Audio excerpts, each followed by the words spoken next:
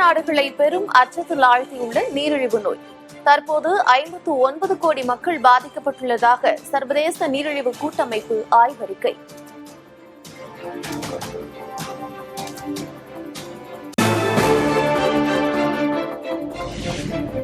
நாடாளுமன்ற குளிர்கால கூட்டத்தொடரின் மக்களவை அமர்வு நிறைவு.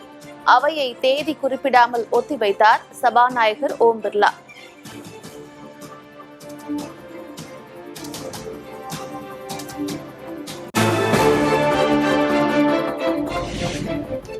தமிழகத்தில் வரைவு வாக்காளர் பட்டியல் இன்று வெளியீடு. எஸ்ஐஆர் பணிகள் நிறைவடைந்த நிலையில் வெளியிடப்படுவதால் மிகுந்த எதிர்பார்ப்பு.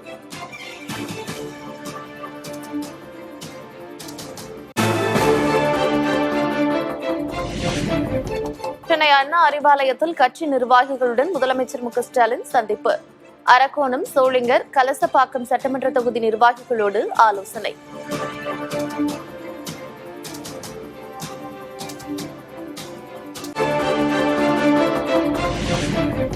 சென்னையில் நள்ளிரவிலும் தொடர்ந்த செவிலியர்கள் போராட்டம். கிளாம்பாக்கம் பேருந்து நிலையத்தில் தர்ணாவில் ஈடுபட்டதால் கைது.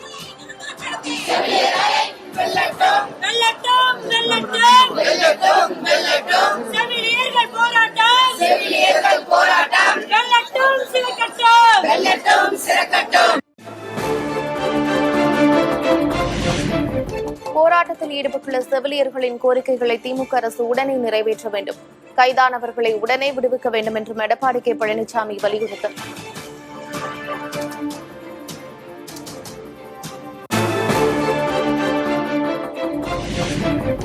அரசு ஊழியர்கள், ஆசிரியர் சங்க நிர்வாகிகளுடன் வரும் 22ஆம் தேதி தமிழக அரசு பேச்சுவார்த்தை.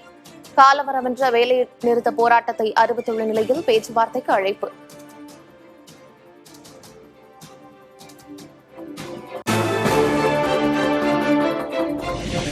ஜனவரி 5ஆம் தேதிக்குள் அரசியல் கூட்டத்திற்கான வழிகாட்டு நெறிமுறைகளை வெளியிட வேண்டும்.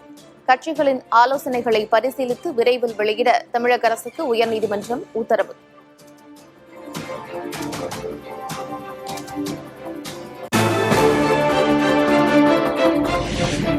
சென்னையில் 688 சாலைகள் ஜனவரி மாதத்திற்கு பிறகு சீரமைக்கப்படும். மழை காரணமாக பாதிக்கப்பட்ட 3985 சாலைகள் சீரமைக்கப்பட்டுள்ளதாக மேயர் பிரியா விளக்கம்.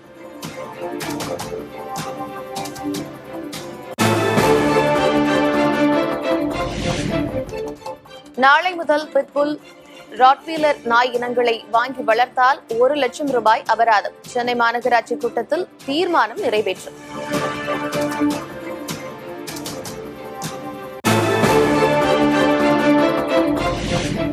தங்கம் விலை சவரனுக்கு 480 ரூபாய் குறைந்தது. சென்னையில் ஆபரண தங்கத்தின் விலை சவரன் 99,040 ரூபாய்க்கு விற்பனை.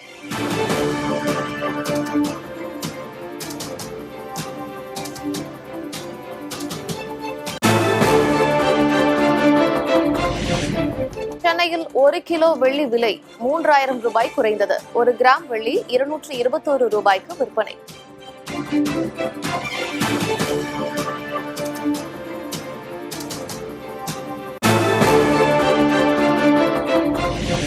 தீய சக்திகளிடம் சிறுபான்மை மக்கள் ஏமாந்துவிடக் கூடாது என்று எதிர்க்கட்சித் தலைவர் எடப்பாடி கே. பழனிசாமி பேச்சு.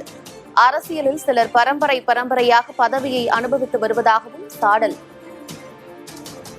பரம்பரையாக தாங்களே பதவி சுகத்தை அனுபவிக்க வேண்டும் என்ற நோக்கத்தோடு வாக்கு வங்கியாக ஆட்டுத்தோலை போர்த்திக் கொண்டு வரும் ஓநாய் கூட்டத்தினரிடம் சிறுபான்மையர் எச்சரிக்கையாக இருக்க வேண்டும் என்று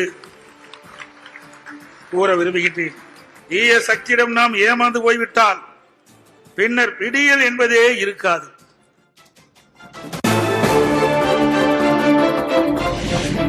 கிறிஸ்தவம், திராவிட கொள்கைகளுக்கு இடையே வித்தியாசம் கிடையாது என்று துணை முதலமைச்சர் உதயநிதி ஸ்டாலின் பேச்சு. மத்திய பாஜக அரசின் பிரித்தாளும் கொள்கை எப்போதும் வெற்றி பெறாது எனவும் கருத்து. மதம், மொழி, சாதியின் பேரால வெறுப்புறத வேணும்னே பரப்புறாங்க. நான் இங்க மதுரையிலிருந்து உங்க முன்னிலையில நான் உறுதியா சொல்றேன், அவங்களுடைய எவ்வளவு முயற்சி பண்ணாலும் நிச்சயமா தமிழ்நாட்டுக்குள்ள அவங்களுடைய பிரித்தாளரை சொல்லி எந்த நாளையும் வெற்றி பெறாது. எம்ஜிஆர் ஜெயலலிதா பாணியில் திமுகவை தீய சக்தி என்று கடுமையாக சாடிய விஜய் 2026 தேர்தலில் திமுக என்ற தீய சக்திக்கும் தாவேக என்ற தூய சக்திக்கும் இடையேதான் போட்டி என்றும் ஈரோடு பரப்புரையில் பேச்சு. அவங்க ரெண்டு பேரும் சொன்னதை இப்ப நானும் ரிப்பீட் பண்றேன். திமுக ஒரு தீய சக்தி, திமுக ஒரு தீய சக்தி, திமுக ஒரு தீய சக்தி, திமுக ஒரு தீய சக்தி, தீய சக்தி, தீய சக்தி, தீய சக்தி.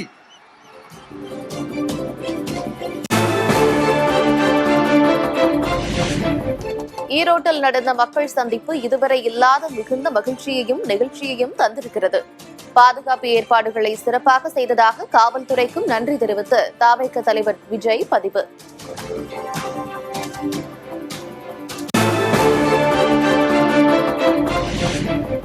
பத்திரிகையாளர்களை விஜய் சந்திப்பதுண்டா என்று துணை முதலமைச்சர் உதயநிதி ஸ்டாலின் கேள்வி. திமுக ஒரு தீய சக்தி என்று விஜய் கூறியது குறித்த கேள்விக்கு பதில். விஜய் கவர்மெண்ட் நடத்துறீங்களா இல்ல கண்காட்சி தீய சக்தி தூய சக்தி சொல்லியிருக்காரு சார். அதை பத்தி என்னைக்கா நீங்க தான் கேள்வி கேட்டுருக்கீங்களா? இல்ல சார், அவர் பேசுறதுக்கு வாய்ப்பு ஒரு வாட்டி பேச விடுங்க. தீய சக்தி சொல்லியிருக்காரு.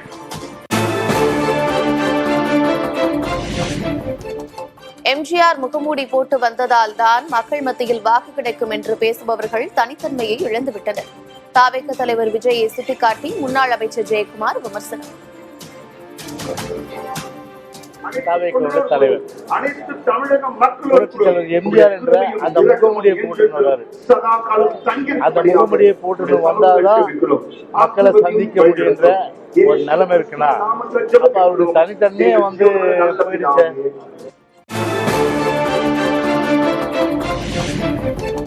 திடீரென களத்திற்கு வந்து திடீரென காணாமல் போகும் விஜய் தான் களத்தில் இல்லை. பாஜகவின் தமிழிசை சவுந்தரராஜன் விமர்சனம். யாரும் சொல்றாரு தெரியல, அவரை சொல்றாரோ என்னமோ. களத்துல யாருல அவர் தான் இல்ல. திடீர்னு களத்துக்கு வர்றாரு, திடீர்னு களத்துக்கு வரல. யாரும் சொல்றாரு தெரியல, அவரை சொல்றாரோ என்னமோ. களத்துல யாருல அவர் தான் இல்ல. திடீர்னு களத்துக்கு வர்றாரு, திடீர்னு களத்துக்கு வரல. தமிழகத்தில் 1439 குவாரிகள் சட்டவிரோதமாக செயல்படுவதாக அன்புமணி குற்றச்சாட்டு. பல்லாயிரம் கோடி கனிம வள கொள்ளைக்கு அரசு துணை போவதாகவும் விமர்சனம்.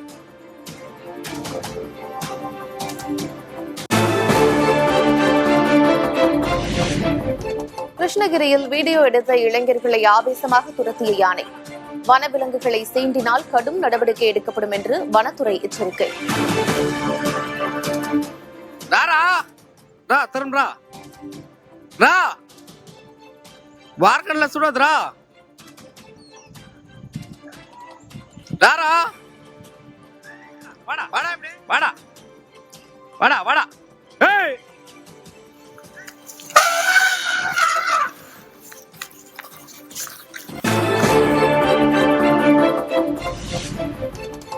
தமிழகம் முழுவதும் ஹனுமன் ஜெயந்தியை முன்னிட்டு சிறப்பு பூஜை.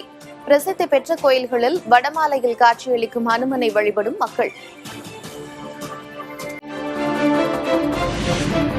அமாவாசையொட்டி ராமேஸ்வரத்தில் புனித நீராடிய பக்தர்கள்.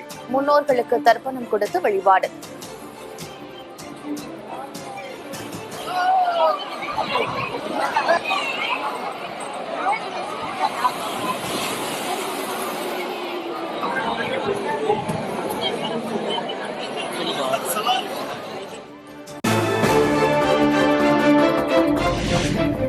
கொடைக்கானலில் உறைபனியால் குளிரின் தாக்கம் அதிகரிப்பு. பனியின் தாக்கத்தால் உறைந்த புல்வெளிகள்.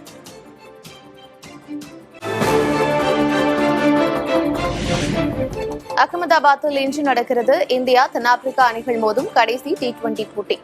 தொடரை கைப்பற்றுமா இந்திய அணி? ரசிகர்கள் எதிர்பார்ப்பு.